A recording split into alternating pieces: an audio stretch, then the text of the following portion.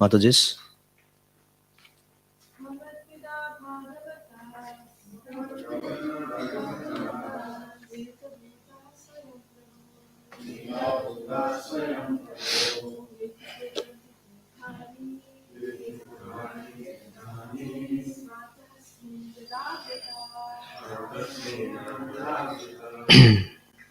Bhavat Vidaha, like you, Bhagavataha, advanced devotees, Tirtha Bhutaha, personified holy places of pilgrimage, Swayam, personally, Prabho, my Lord, Tirthi Kurvanti, making into holy places, Tirthani, all the holy places of pilgrimage, Swa Antastena, situated within their hearts, Gadabhrita, by Lord Vishnu, who carries a club. Translation and purport by His Divine Grace A.C. Bhaktivedanta Swami Srila Prabhupada. Saints of your caliber are themselves places of pilgrimage. Because of their purity, they are constant companions of the Lord, and therefore they can purify even the places of pilgrimage. Purport. This verse was spoken by Maharaj Yudhishthir Vidura in Srimad Bhagavatam 1.13.10. Vidura was returning home after visiting sacred places of pilgrimage, and Maharaj Yudhishthir was receiving his saintly uncle. In essence, Maharaj Yudhishthir was saying, my dear Lord Vidura, you yourself are a holy place because you are an advanced devotee. People like you always carry Lord Vishnu in their hearts. You can revitalize all holy places after they have been polluted by pilgrimages of sinners. A sinful person goes to a holy place of pilgrimage to be purified. In holy places, there are many people and temples of Lord Vishnu. However, the holy place becomes infected with sins of many visitors. When an advanced devotee goes to a holy place, he contracts all the sins of the pilgrims. Therefore, Maharaj Yudhishthir addressed Vidura in this way. Since an advanced devotee carries Lord Vishnu within his heart, he is a moving temple and a moving Vishnu. An advanced devotee does not need to go to the holy places, for wherever he stays in a holy place, for wherever he stays is a holy place. In this connection, Narottam Das Thakur states, Tirtha Yatra Parishrama Kevala Manera Brahma. Visiting holy places is simply another type of bewilderment. Since an advanced devotee does not need to go to a holy place, why does he go? The answer is that he goes simply to purify the place. Om Ajnanatimirandhasya Jnananjana Shalakaya Chakshurunmilitam Jena Tasmai Sri Guruve Namaha. Mukam Karoti Vachalam Pangum Langayate Girim Yat Kripatamaham Vande Sri Gurum Dinatarinam Paramananda Madhavam. Namo Om Vishnupadaya Krishna Prashtaya Bhutale Srimate Bhaktivedanta Swaminiti Namane. Namaste Saraswati Deve Gauravani Pracharine Nirvishesha Shunyavadi Paschata Deshatarine. Nityanandamaham Nomi Sarvanandakaram Param Harinamavradam Devam Avaduta Shiromanim Anandalilamaya Vigrahaya Hemamba Divyachavi Sundaraya Tasmai Mahaprem Rasa Pradaya Chaitanya Chandraya Namo Namaste. Jai Sri Krishna Chaitanya Prabhu Nityananda Shri Advaita Gadadhara Shivasadi Gaura Bhakta Vrinda.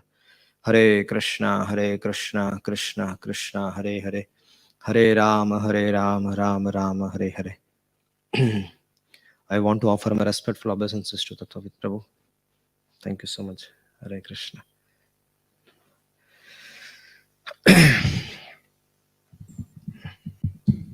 So this verse is a very important verse.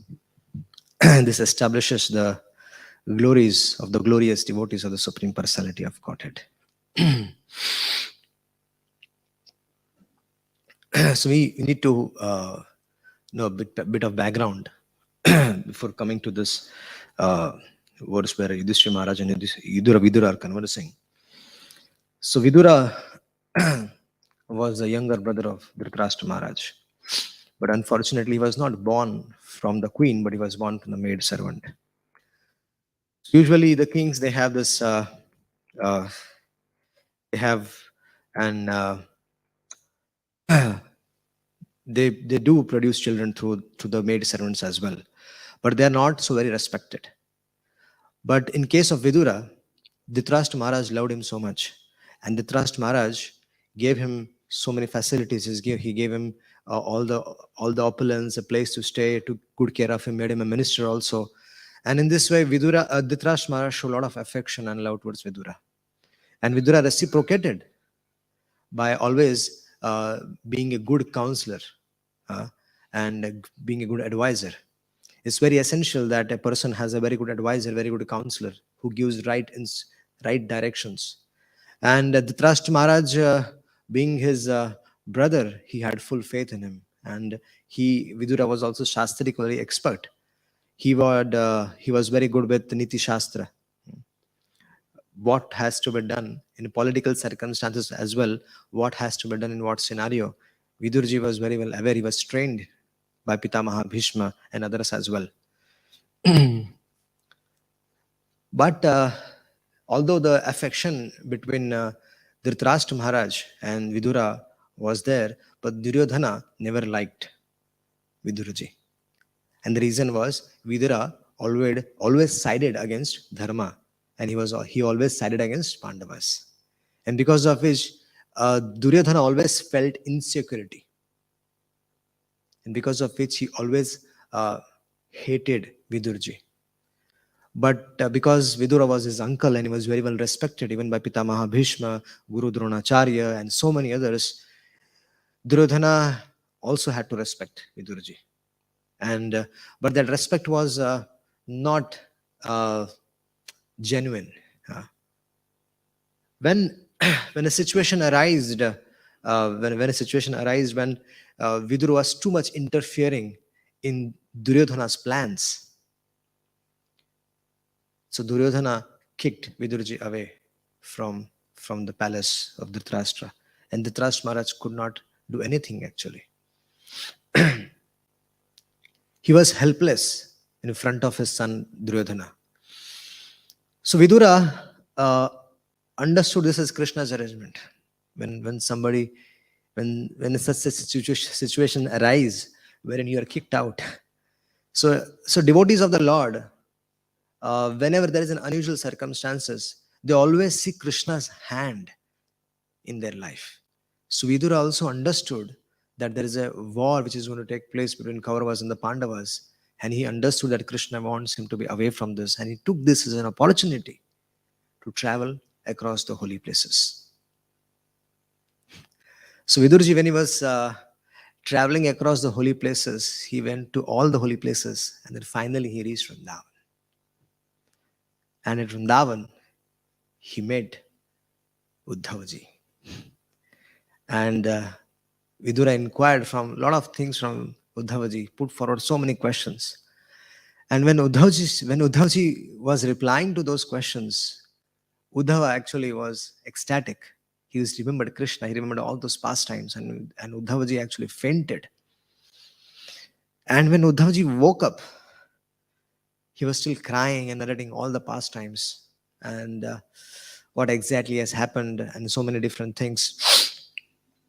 So meanwhile, the war was going on. Krishna departed the planet, and after all this meeting is happening. So Uddhava narrated everything actually. And while discussing the pastimes of Lord Shri Krishna, Uddhava, he understood that, so Vidura understood that Uddhava is a very greatly elevated soul. And he submitted himself to Uddhavji. He said, I want to take shelter of your lotus feet. But Uddhavji said, no, I can't do that. I cannot make you my disciple. Because there is another saintly person who is nearby in Haridwar. He is waiting for you. And Krishna has instructed him to become your spiritual master. So Vidurji, please go and take shelter of Maitreyaji. He is waiting in Haridwar for you. So that's how the third canto begins. So Vidura took permission from Uddhavji. He embraced him. They shed tears together, remembered Krishna. And then Vidura also understood that Krishna, before he departed for his holy dham, he kept some instructions for Vidura with Maitreya. Imagine when one's spiritual master, if he departs from the world, and then you don't get a chance to see him, but you understand from others that there is a message kept for you. How will you feel? So Vidura, when he understood that there was a message kept for me, so he hurried to meet Maitreyaji. So he went to Haridwar and took shelter of Maitreya Rishi. So Maitreya Rishi explained him the science of Krishna consciousness, and they had so many discussions on this matter. And Vidura was still very affectionate toward Dhritarashtra Maharaj. Although he took sannyas, but he was still very, very affectionate towards Dhritarashtra Maharaj. So Vidura, after having completed his discussion with Maitreya Rishi, he came back to Hastinapur. And at Hastinapur, Dhritarashtra Maharaj was in charge. I mean, he was not, he was under the shelter of Yudhishthira Maharaj. Yudhishthira Maharaj is already enthroned as a king, and he was staying in his palace. So Vidura, when he heard this, that Dhritarashtra Maharaj is still staying in the palace of Yudhishthira Maharaj, he felt very upset that why is my brother doing this? Throughout his life, he have made efforts to kill Pandavas. And now, when the Pandavas are ruling, Yudhishthira Maharaj is ruling, he wants to live on the food supplied by them. So, although Yudhishthira Maharaj and the Pandavas, they had no such feelings towards Dhritarashtra Maharaj, but it wasn't good for someone like Dhritarashtra Maharaj, who had made several attempts to kill Yudhishthira Maharaj, and now in his old age, when he's supposed to take Vanaprastha and go to the forest, he is lying there and in the house of Yudhishthira Maharaj. So that was not proper.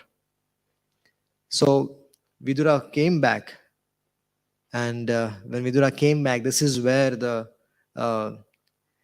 Yudhishthira Maharaj is now welcoming Uncle Vidura, and is saying this particular verse that that bhavavidha bhagavata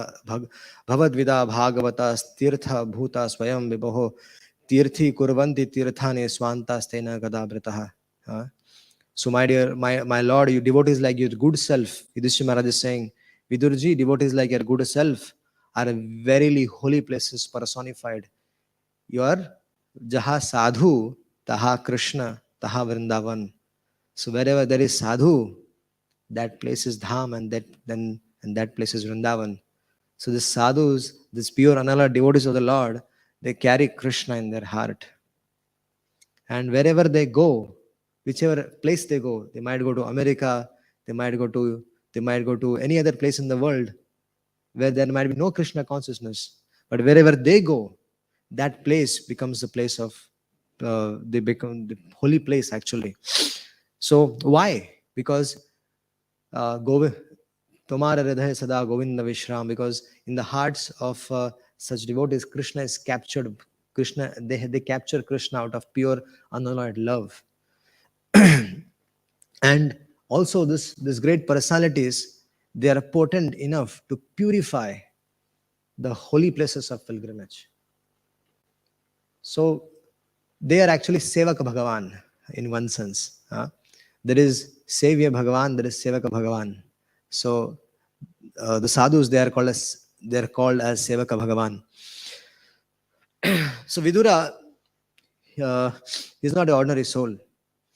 Mandukya Rishi, he actually cursed Yamraji, and Yamraji, being a Mahabhagavat, Mahajana, one of the 12 Mahajanas, he took that curse as an opportunity to participate in Krishna's pastimes, and he came as Vidurji. So Vidurji was not an ordinary personality. So here it is said that uh, you know that Vidurji was a Mahabhagavata. Vidurji was a Bhagavata, means one who has captured Krishna in his heart. So such personalities are very, very rare, and very rare to find such devotees who have who who's controlled by Krishna. We see many examples uh, in our scriptures, especially in the case of Amrish Maharaj. When Amrish Maharaj, uh, when Durvasa Muni heard about Amrish Maharaj, he was very uh, I would say that he was not aware of the glories of the bhakti, bhakta, and Bhagavan. Uh, there is glories of devotional service, there is glories of devotees, and the glories of devotional service. And Durvasa Muni was not aware of this aspect. He was a big yogi. He was very, very powerful personality. He had even power to go to Vaikuntha. But unfortunately, he did not know the science of Krishna consciousness. So he came to Amrish Maharaj, and we know the pastimes where he he wanted to kill Amrish Maharaj. So he manifested a demoness, and he wanted to kill Amrish Maharaj. But that Sudarshan Chakra, who was appointed by Lord Krishna for the protection of Amrish Maharaj, protected Amrish Maharaj. And then Sudarshan Chakra was behind Durvasaji. So Durvasaji, he went to Brahma's abode, he went to Shiva's abode, he went to even Vaikuntha. And for the first time, there was a situation where a person has surrendered completely to Krishna, to the Supreme Lord, and the Supreme Lord says, I cannot give you shelter, I cannot protect you. And this was in the case of Durvasa Rishi. He offered himself completely to Supreme Personality of Godhead. But what was the result? Krishna says that Aham Bhakta Paradhina, I am under the control of my devotees. So if you want to beg forgiveness, you have to go to Amrish Maharaj. So I cannot help you. So this is the glories of the devotees of the Lord. And usually there is a tendency that people, they visit holy places for purification. They visit the Ganges, they visit the holy places throughout the Bharata Bhumi.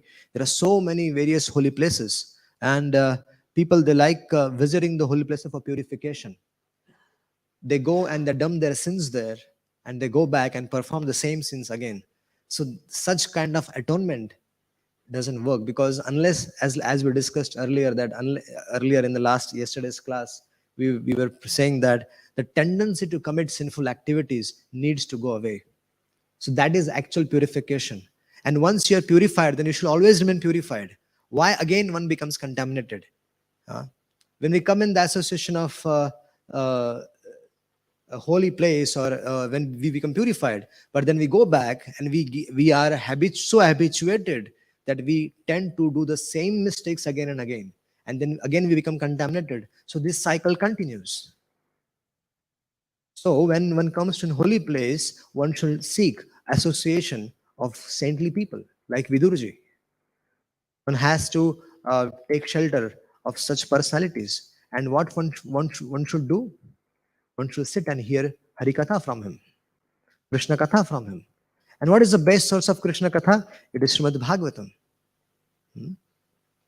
So one should sit and discuss Bhagavad Katha in the association of such great personalities.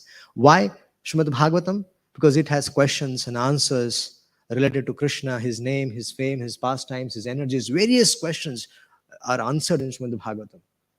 So that's why here it is said in the purport as well, that Narottam Das Thakur says that Tirtha Yatra Parishrama Kevala Manera Brahma.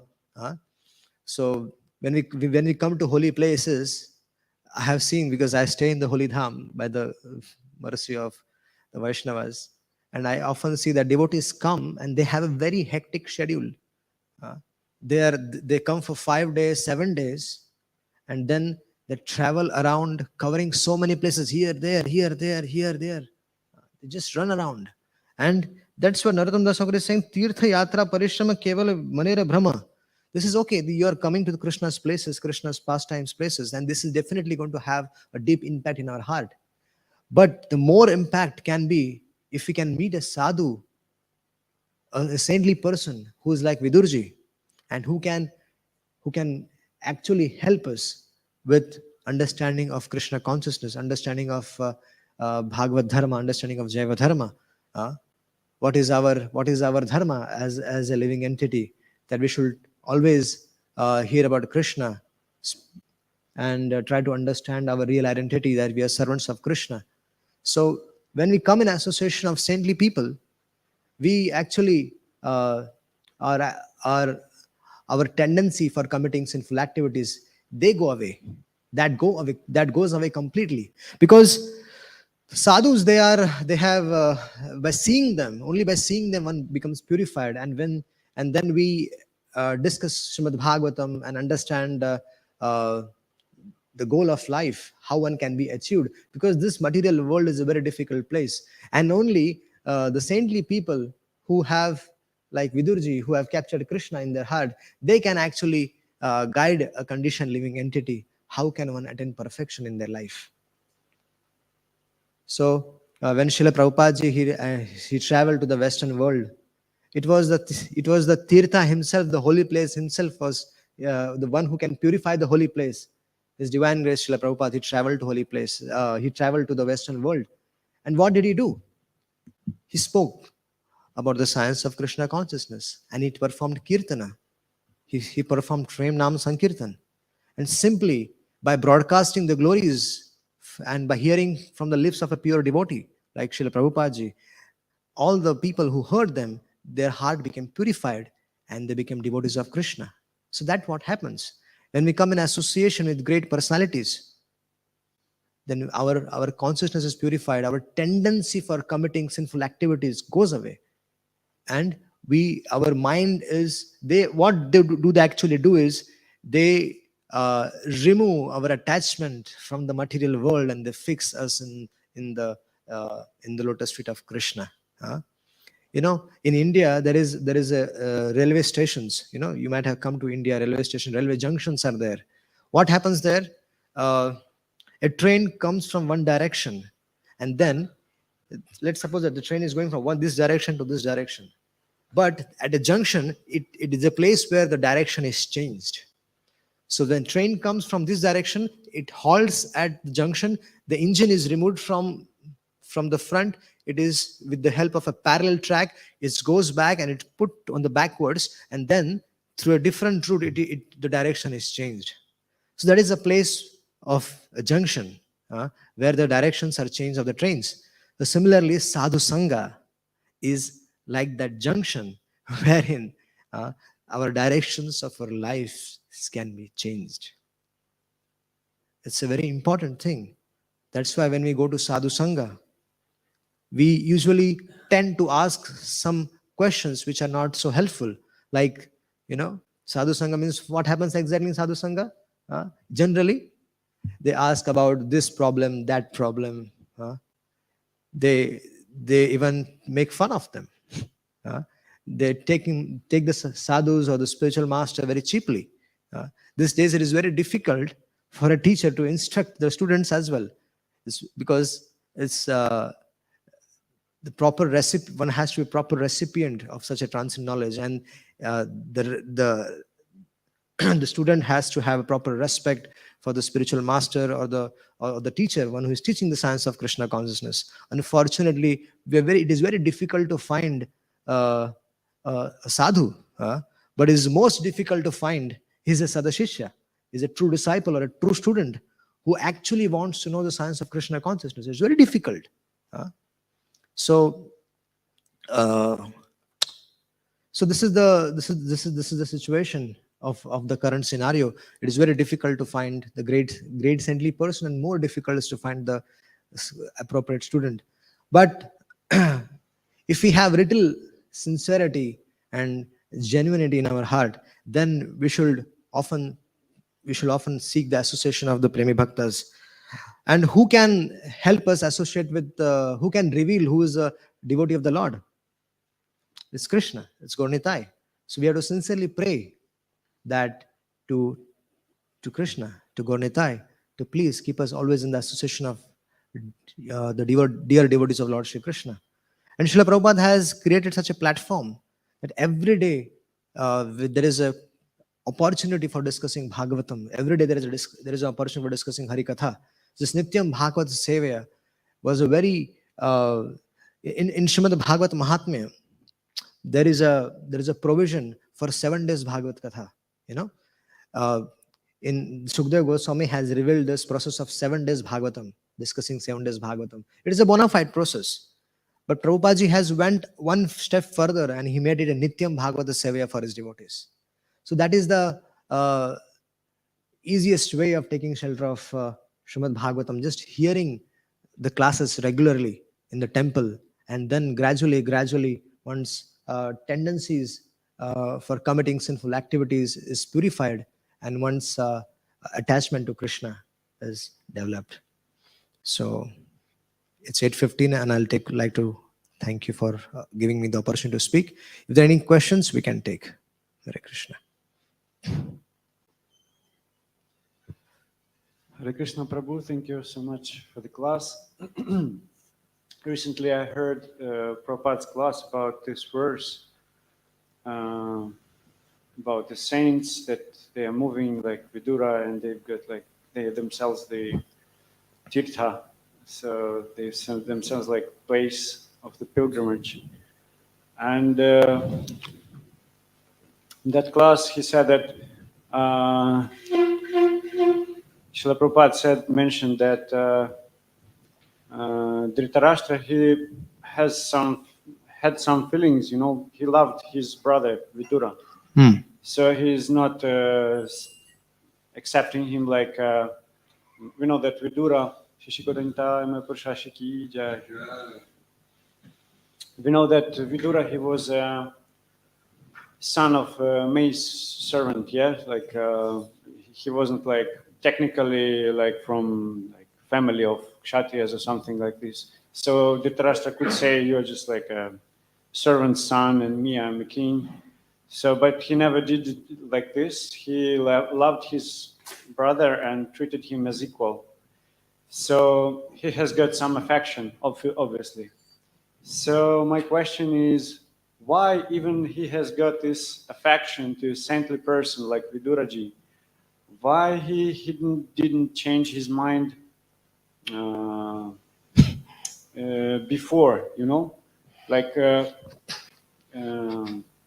maybe it's too complicated. Yes, I understood your question. You're saying that like before, like yes. He gave him instruction. Yes. Give up your association with Duryodhana, and but only when he came back, he said, "Just you're like a dog here. You're just eating bread of Yudhishthira Maharaj, whom you rejected. Why are you sitting here and eating his bread? You just go and just like make a renounce order of like, why only on this stage, not on the like?" Before? Yes, Dhritarashtra Maharaj was continuously in the association of Duryodhana, Shakuni, and he was influenced by bad association. So when you're influenced by bad association, what happens is you become critical of even sadhus. You find faults even in sadhus. When you do that, it is very difficult to take advantage of sadhu sangha because you're offensive. So that's what was the problem with the Dhritarashtra Maharaj, that he was associating with Shakuni, Duryodhana, and others who actually were influencing him against Bhishmadev, against Guru Dronacharya, against Vidura, and that was a problem because he was offending them. But once they were killed, he actually got purified. I mean, all the sons were killed, and the Dhritarashtra Maharaj actually came into senses.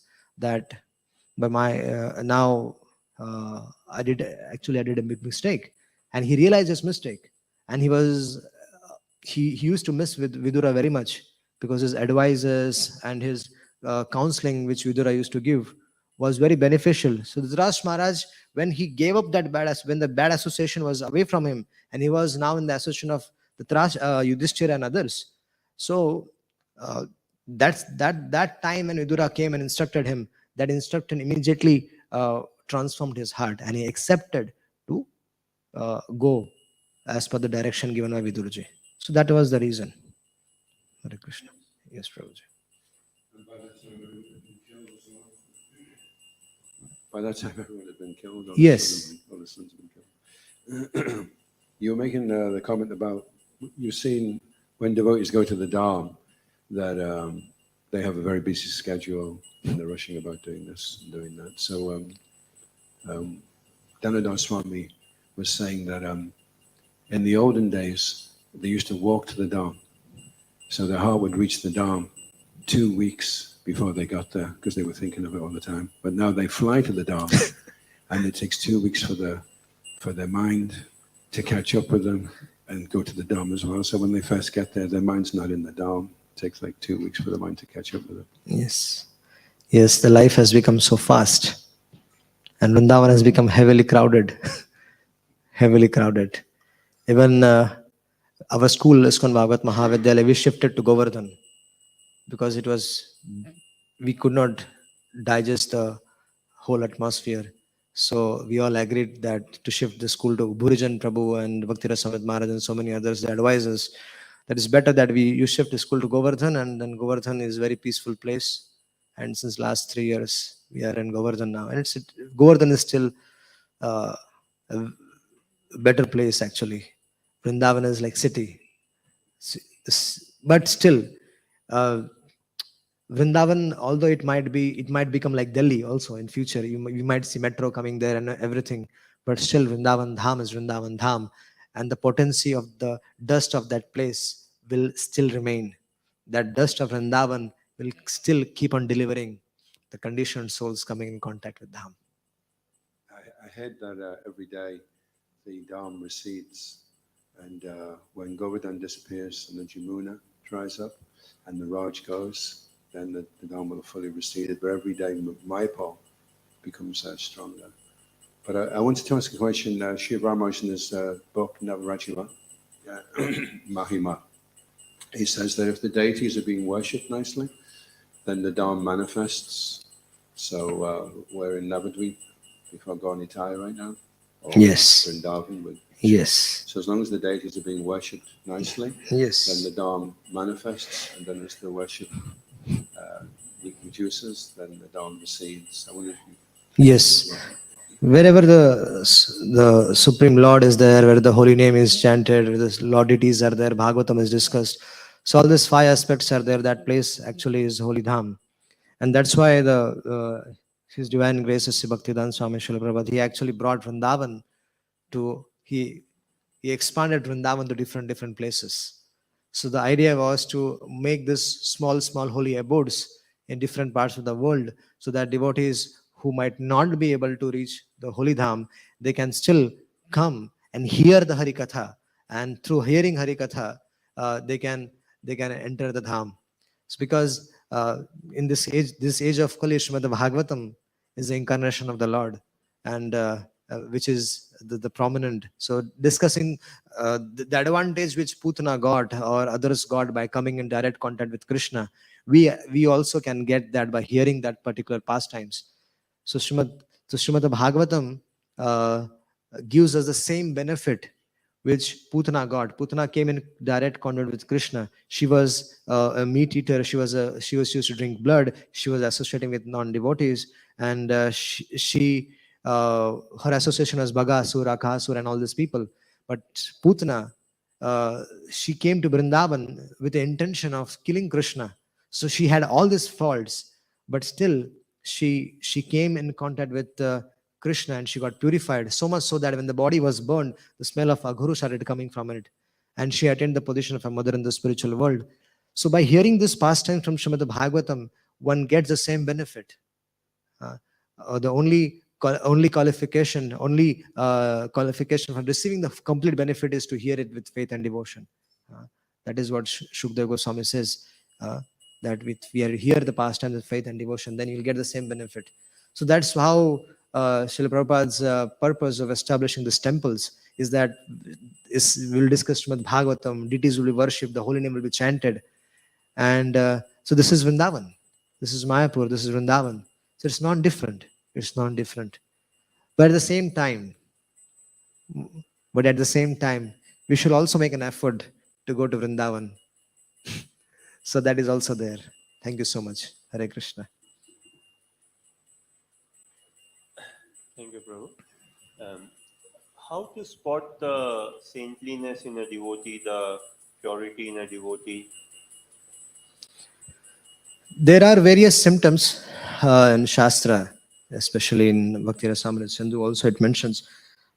But our tendency is to often fault find, like the Dhritarashtra. We see faults in even saintly personalities like Vidura. So best is to take shelter of the Supreme Lord all the time, and we should. There are two prayers. One of the prayers can be that please completely remove this tendency within my mind, so that to offend the lotus feet of sadhus, gurus, and the Vaishnavas, because we have this fault finding tendency. And the other way is to seek their shelter and requesting them to reveal sadhus to us. So and so the Lord will inspire us to